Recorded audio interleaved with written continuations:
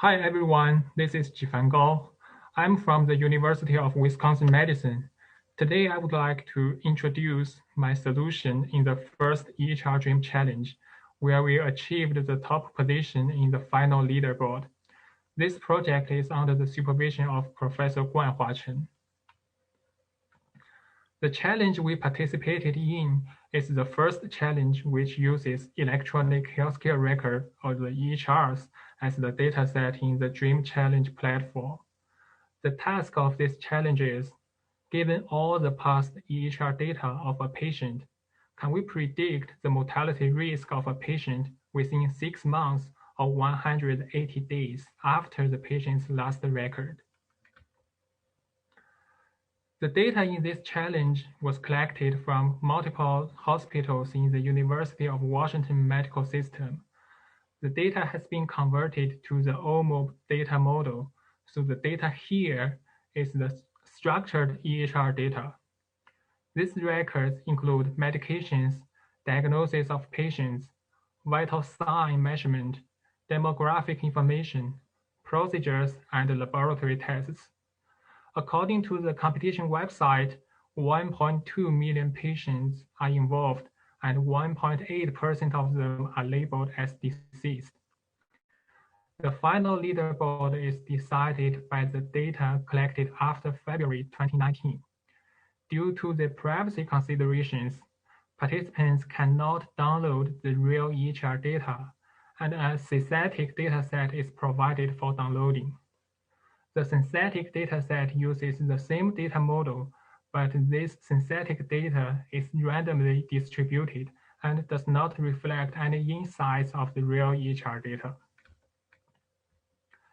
Area under the ROC curve is used as the primary measures, and the area under the PR curve is the tiebreaker.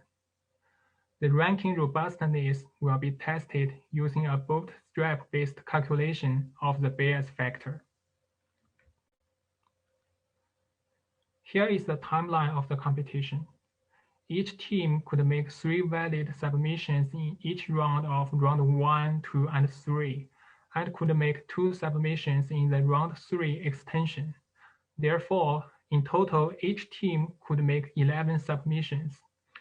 A leaderboard would be released at the end of each round in the leaderboard phase. In the validation phase, each team can only make 1 submission.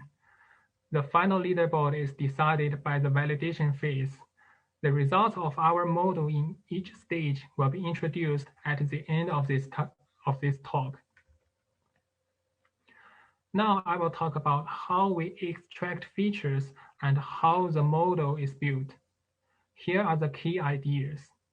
We use ontology rollup to reduce the dimensionality and use time binning to capture longitudinal characteristics. And we apply larger weights on more recent samples to capture the time trend of EHR data. For this categorical data, we map each event in diagnosis, drug exposure, and procedure occurrence to medical terminologies in ICD-9, ATC, and CPT respectively. Such mapping information is available to download from the NIH website. Then, by using the hierarchical structures of these vocabularies, we group together medical concepts which are clinically relevant. In particular, for clinical diagnosis, their concept IDs are first mapped to an ICD-9 code and then mapped to the corresponding ICD-9 subgroup. For drug exposure, the drug IDs are first mapped to an ATC code and then mapped to the corresponding ATC pharmacological subgroup. For procedure occurrence, the procedure IDs are first mapped to a CPT code and then mapped to a corresponding CPT subgroup. This strategy is called ontology rollup. As an example here, any ICD-9 code from 461 to 466 are grouped together as one concept to represent the condition of acute respiratory infections. In addition, We also count the ICD-9 code of disease that cause most deaths in America, according to the reports from CDC in 2017. Such strategies lead to 459 mega concepts for each patient. To take into account the longitudinal data information in the EHR data, we create 5 time frames with various lengths and summarize the categorical events within each time frame. Therefore, there are 5 sets of these 459 mega concepts, 1 set for each time frame.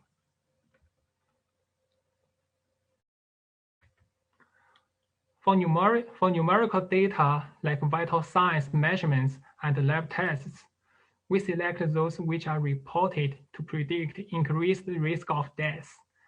Then we compute the means and most recent values of these selected measurements. Combining previous strategies with other time-invariant information such as demographics, lifestyle, and disease history, a total of 2,460 features are constructed for each patient through this process. And as a reminder, each of the first 5 stores categorical data such as diagnosis, drug exposure, and procedure occurrence. The 126 are the lab tests and vital signs measurements as described by the previous slide. And the 39 contain information on demographics, lifestyles, and disease history. They sum up to 2,460 features for each patient. One point needs to be mentioned is that in this challenge, some of the patient's mortality status can be missed in the training data. For example, the end of the data collection is February. If a patient has a record in January and passed away in March, this patient is not labeled as death in the dataset because the data collection is stopped in February. Therefore, there is a need to impute the missing labels. Among all the strategies we have tried, the model produces the best results when all the missing labels are set to be negative. Fortunately, there are no such concerns in the final validation data. For the potential time trend of mortality among patients, we encourage our model to perform better for more recent patients. In particular, patients whose last visits are closer to the current date will be assigned a larger weight in the training process, whereas patients whose last visits are earlier will be assigned a smaller weight. For example, if a patient has the last visit in 2019, and this patient will be assigned a larger weight. If a patient has the last visit in 2009 and no more records are found after that, this patient will be assigned a smaller value because his or her data can be out of date. Here, we only care about the last record of a patient.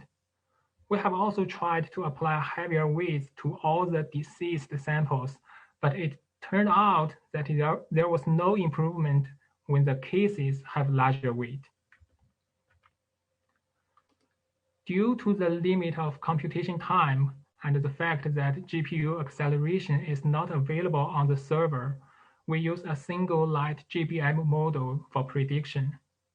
Also, we cannot afford the time to make a grid search for parameter tuning. Here we use a package called Optuna. The Optuna is a hyperparameter optimization framework which combines Bayesian optimization and genetic algorithms for effective hyperparameter tuning. Here are the results of our submissions in the leaderboard phase. In our first try, we only use diagnosis as input features, and the AURCs is lower than 0.8. Then, as you can see, we missed several chances and did not make further improvement in round 1 and round 2. In round 3, we feed more features to the model and achieved some decent improvement. In the first submission of round 3 extension, I removed the measurement unintentionally, but still got an increase as more features were added.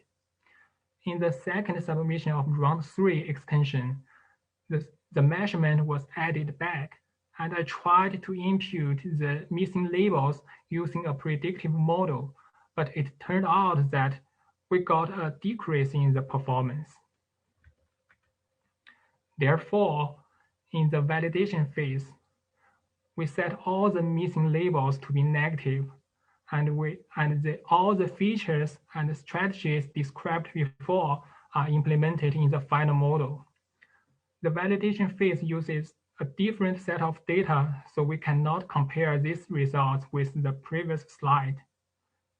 With all these settings, we achieved an AURC of 0.947 and an AUPR of 0.4779.